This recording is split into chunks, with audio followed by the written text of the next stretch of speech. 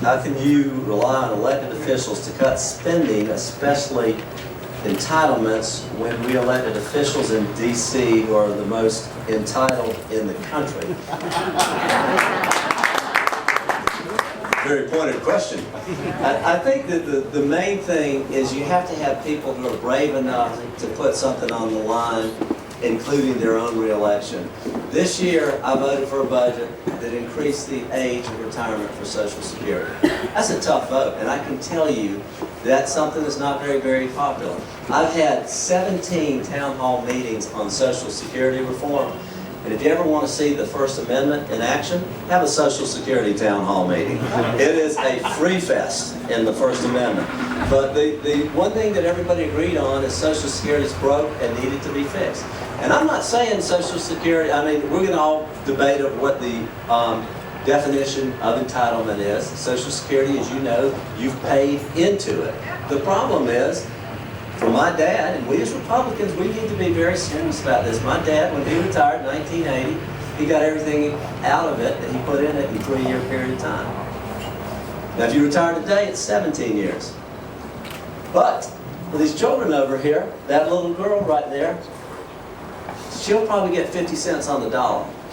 And we have to come together as a national family to say, you can't reform these important programs without having all generations at the table. And it's very, very important to do. Even talking about Social Security is a risk. But I had 17 Social Security town meetings about it to try to promote reform. And I'll say this, I was in Congress when George Bush put Social Security on the table.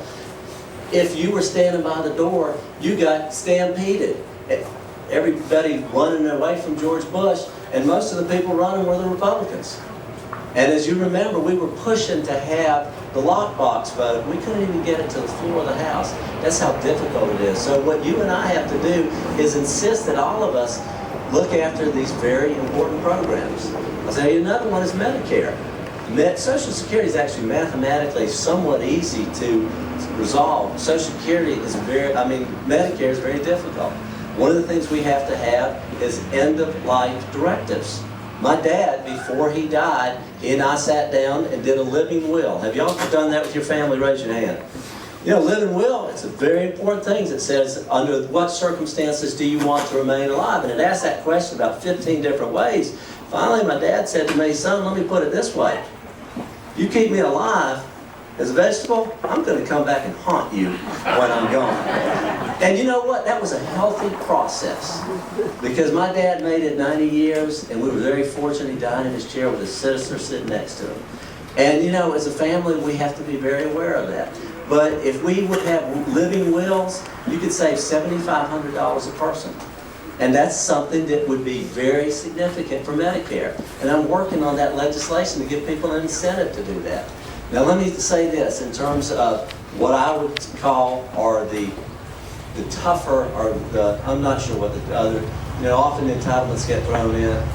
I want to talk about welfare reform, and I don't even want to put this in the same discussion as Medicare and Social Security, but on welfare, I believe able-bodied people who can work should be required to work if they're taking public.